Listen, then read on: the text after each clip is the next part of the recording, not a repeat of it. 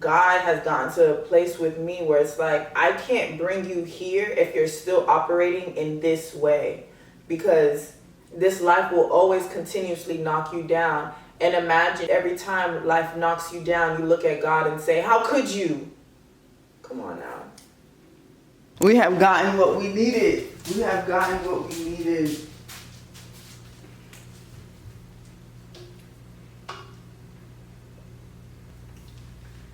Hey y'all, it's your girl Iyanna Pierre-Louis, and you are tuned in to another episode of the Archives of an Alchemist.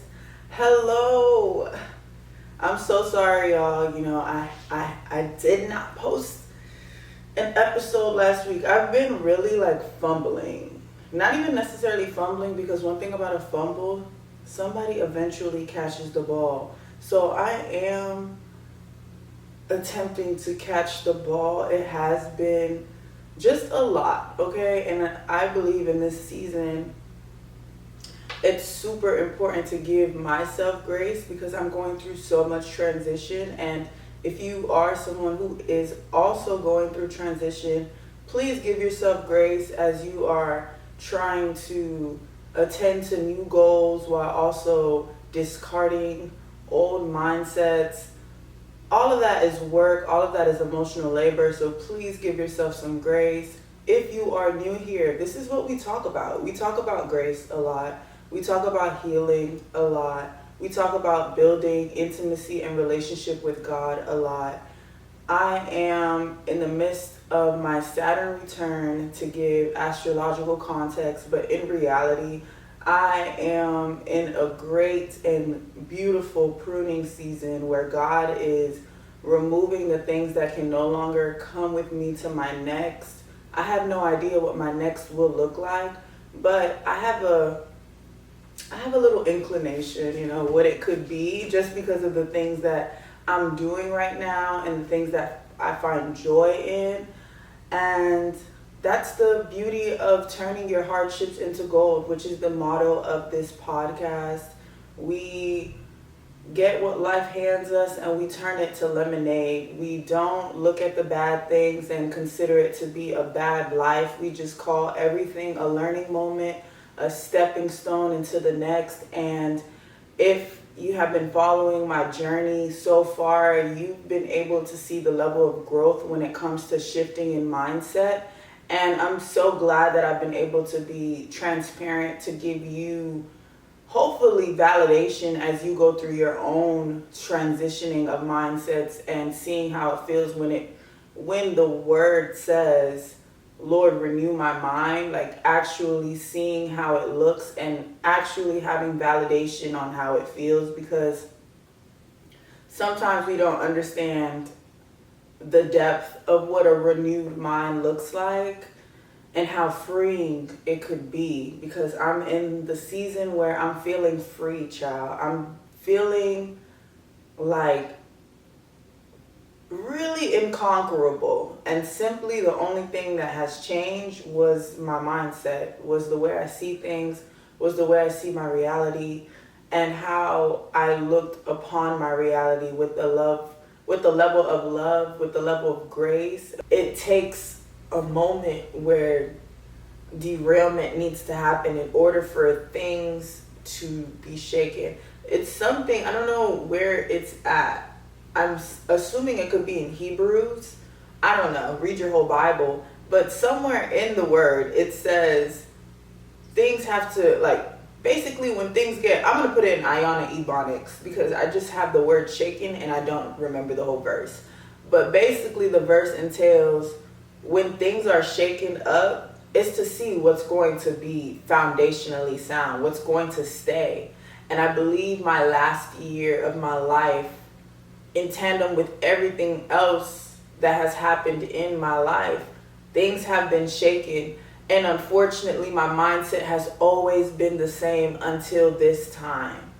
Every time I had a layoff, anytime I was furloughed, for the past maybe 4 or 5 years, when I've met with rejection, I've allowed it to be a reflection of who I am, of my value, of my standard, of my ability.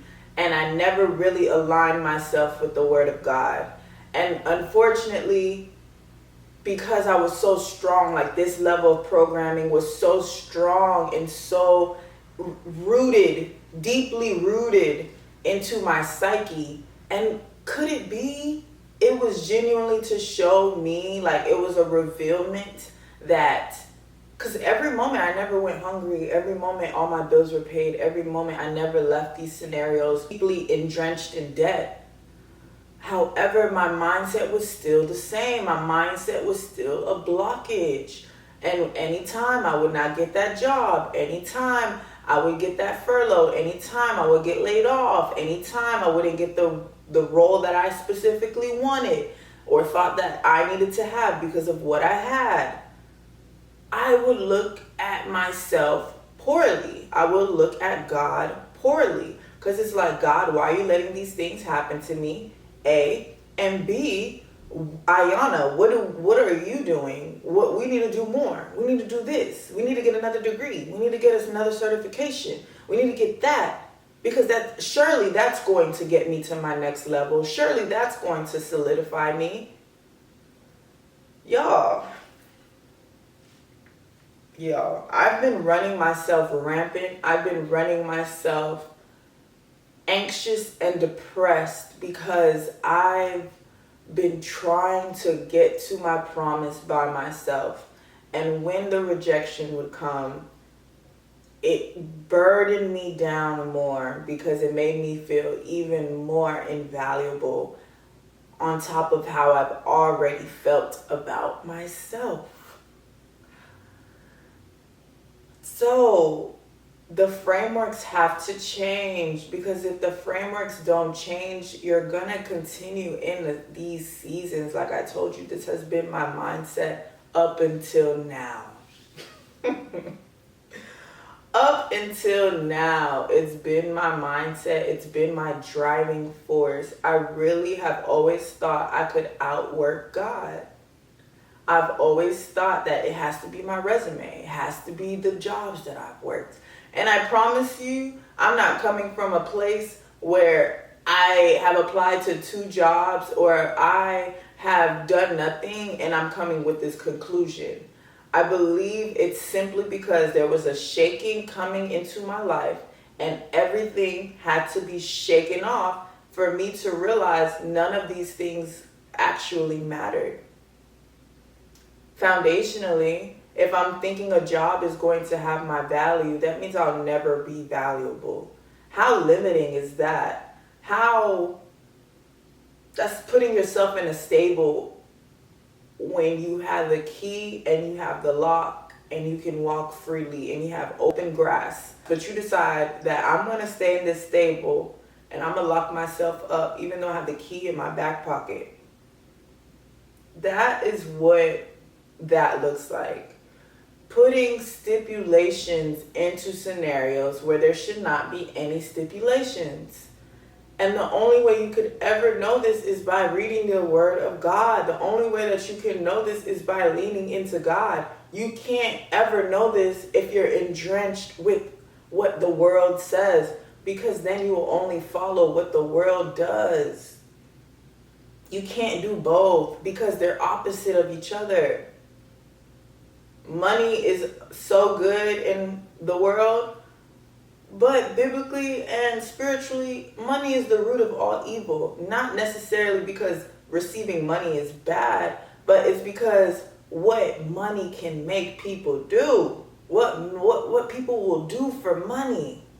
What I've done just to receive money, that was never the call of God. That was never the call on our lives. Like, God does not want us to be rushing and running towards money. That's not the point. That's not the point. Everything will be added onto you. Everything will be added onto you. Seek me first. Because guess what? In the process of the seeking, you realize you don't necessarily need anything in order for you to be valuable. You don't need anything for you to be a person on this earth, man. You could just exist and decide to do nothing with your life, and God will still call you fearfully and wonderfully made, according to his workmanship. The same God that makes your favorite sunsets and sunrises decided and took time to create you. We're literally his workmanship. The same God that you love the oceans when you be at the Turks and Caicos or Jamaica, or the skylines when you're at Mykonos, Greece, is the same God that created you. There was not one God that said, okay, we're going to have this God. They're going to create the skies and the mountains and all of the things. And we're just going to have this God that simply works on human beings. No. The same God, one God, created all of the beautiful things that you love so much. However, this is not God's world. God created it, but sin drives this world. The devil drives this world. Satan drives this world. And the dark forces aligning with it drives this world. So please do not get weary in this world, because we are not of this world. We're not. Literally biblical.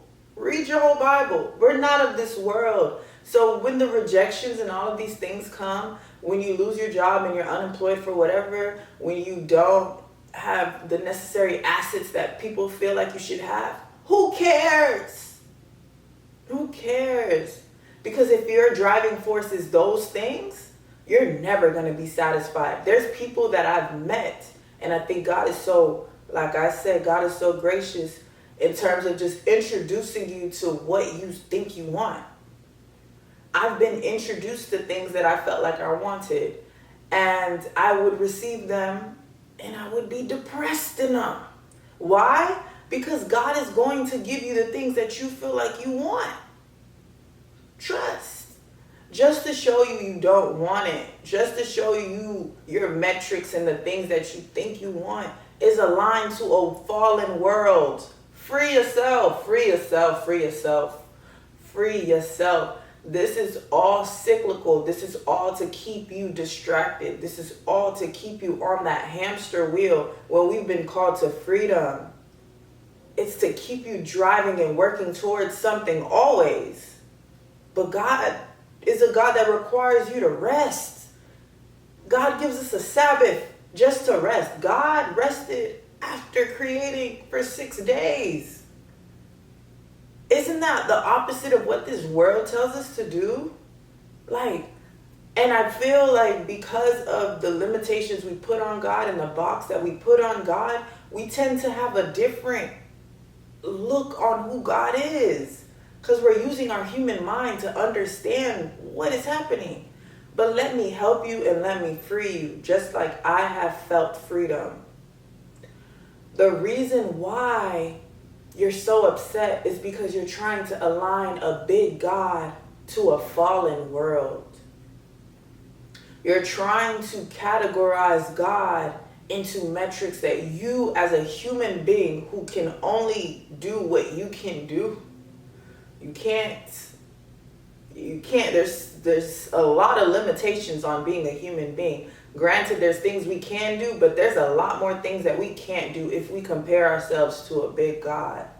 So because we're trying to categorize and understand like we try to do with everything in our lives, we become frustrated because the alignment is not there. And because everything of this world is opposite to what God is. So when we are tired and we need rest, we hit ourselves. We try to push ourselves to keep going because of what? Because of what society deems as productivity. Do you get what I'm saying? Do you understand the metrics that are completely opposite to how we're supposed to live? Like literally the level of rest and the level of that is the way that we're supposed to live. Restful. Productivity is also rest. But not in this world. And they want you to keep working. Why? Because you won't have any time to actually tap into God. It's all, this is the devil's world. You think the devil wants you to rest in order for you to lean into God? Please. I believe if I didn't have the furloughs and I didn't have the layoffs, who would I be? I wouldn't have a podcast talking about God, talking about revelations. God chased me down, and there's a lot of y'all that God is chasing you down, but you're calling it punishment. You're calling it punishment. You're calling it God is upset with me. You're calling it God doesn't see me. God doesn't want the best for me. And I'm saying it because I've been it. I was doing it up until recently. You listen to my past podcast, it's giving complaining a bit. It is. But that's because my mindset was still on the same way I've always viewed this. So now it's like in a position where I don't want anything that God doesn't want for me, because if God already has the plans, why am I outworking God? Why do I feel like I need to maneuver and figure out the plans? It just needs to be a daily ordering of steps. It needs to be a daily surrender to what I think I should do. Granted, I'm not sitting here doing nothing. I'm still recording. I'm still doing this. I'm still doing what I need to do that I feel like I should do, because faith without works is death. Is that it? Faith without works is death. And I've been operating and I've been trying to maintain and manage my faith, because especially if you've been in a season where it has looked desolate for so long, your faith can get weary. And I'm not talking like this is an easy thing, but guess what? God renews it. And there's moments where I do take my break because that's productive. And now I'm feeling so refreshed, and I'm back in the camera, and I'm able to give fresh revelation, because I'm not going to be on this hamster wheel of life, bro. If I need to rest, your girl needs to rest, and everybody will be okay.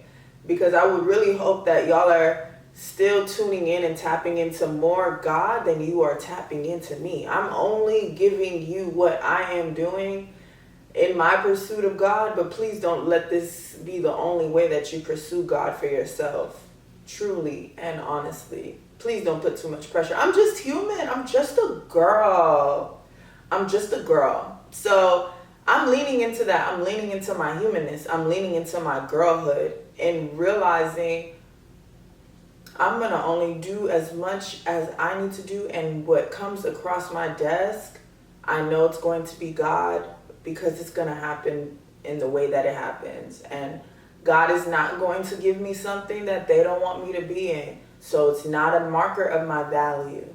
And there's moments I have my interviews and I actually speak to people, and they talk very highly of me and my resume and the things that I could do. Just to give an example, because again, the rejection that I was consistently seeing allowed me to see myself in a horrible light, allowed me to see myself like I don't have the necessary skills, abilities, and all of these things. But it's not. It's literally just a part of the journey. If God wants it, God will allow it. And when I shifted my mindset, God allowed it. And I don't think I would have still been hitting a wall, truly and honestly, because I think God has gotten to a place with me where it's like, I can't bring you here if you're still operating in this way, because this life will always continuously knock you down. And imagine every time life knocks you down, you look at God and say, how could you? Come on now. It's horrible. It's horrible stewardship when it comes to our life. And it's horrible stewardship when it comes to our time here on earth. Because you're going to spend most of your time upset and seeing yourself as not valuable when God has called you to be the salt of the earth. So I just wanted to share that with you, because this is something that I'm working on. It's something that I'm sitting on and reflecting on, because I'm going to be moving different. I'm going to cater to the things that actually matter, which is God. Seeking God first, and then also under that, attending to the things that I create, the things that God has given me agency over, the things that God has given me gifts for, Because we could sit here and twiddle our thumbs and just wait for whatever, but God has also given you things that you can do. You are made in the likeness of God. Therefore, if there is a project or something that you've been wanting to do, something you wanted to bring from your head and manifest it into the world, God has given you all of the things that you need in order to do it. So that's the second step. And then the last step is attending to these earthly things. Because I truly believe whatever God has for you, the way that it's going to come to you is going to be so profound. And the way that it's going to happen is going to give suddenly, immediately. Because that's how big our God is. We do have to work for things, truly and honestly, but that's really us coming into partnership to bring some things down from heaven and bring them here on earth. And you have to realize there are things coming after your destiny, coming after your faith. And that's why it's not easy, and that's why it's been hard. But focus on the things that are unseen, because the things that are unseen are forever. So if your circumstances are showing to be the opposite of what you want, that does not mean this is where you'll stay. It means still focus on that desire that God has put in your heart long ago. And you don't go towards it with selfish ambition. You don't go towards the money, the accolades, and all of the things. You run towards God. Everything reverts, or should revert back to God. And that's my process. That's what I'm doing. And I can't wait to see what will come out of it. I feel so much more lighter already. Truly and honestly, I feel like I'm so much more a part of this world. I feel so much more at peace, truly. I'm becoming a better steward with my money naturally. And I don't think none of these things are coincidences. I think this is genuinely because I've shifted the way I would like to do life on earth moving forward. That these rejections, these I don't get this, or things that don't go my way is not a reflection as to who I am, who God has called me to be, and everything that God has for me. It's cool. Literally, it's cool. And I also don't want to move forward with this life having a perception of who I am and how things should look and how I should look. Like, who cares? God has already called me all of these things before even seeing me do anything on this earth. I don't need to prove nothing to y'all. Truly and honestly, I don't. I truly don't. I don't care. I really don't care. And it's really freeing to not care. Because then you're not operating off of the guise of human beings who don't even know themselves. We can't operate and align ourselves with people who don't know themselves. That's just really odd. Really odd work. So I am operating under the guise of God. And God is so amazing, and God is so good, and God is so gracious that they have allowed you to receive this word in order to free you, in order for you to start moving in these ways, in order for you to receive the things that they has planned for you, that you don't have to work hard for, in terms of straining and getting sick and being anxious and depressed. That's what I mean by working hard. Because if you're getting sick and you're not doing it the godly way, God don't want us to get sick. If you're doing it with work and rest involved, you won't get sick. You won't be depressed. You won't be anxious, because you truly are sitting in the posture and falling into the hands of God, which they've already provided for you to sit in. And your life is just going to be so much more smoother in terms of your mind and your efforts. Because your effort is not going to kill you in the process. That's doing it with God. That's allowing God to be your only reflection. That's allowing God's words and what they say about you to be the only reflection that you should use in order to compare yourself to. Not anyone else, not anyone else's journey, Not what society says, not what your parents say, but truly what God says. Because God knows you before the foundations of the earth. Like, God already knew you. When they were creating Saturn and Mars, God knew you. How amazing. How amazing. So that is what I want to leave you with. I want you to sit on it. I want you to chew on it. I want you to share it with other people who are going through their seasons, who don't necessarily know what this looks like, who's dealing with a lot of rejection. Share it. Free other people. Free yourself. Free your family. Like, free your mind. Once you change your internal, because again, the world focus on physical, right? Thinking that the physical will impart into the internal. But why do so many millionaires and billionaires commit suicide? Why do so many rich off-well families sabotage their whole trajectory? Why? That's because they're focusing on the wrong things to get to the desire. If you switch and you focus within your internal and working on that most, that only God can impart in that way, and you will see everything that you already feel you should deserve in God's timing, which is the best timing, because it's the appropriate time.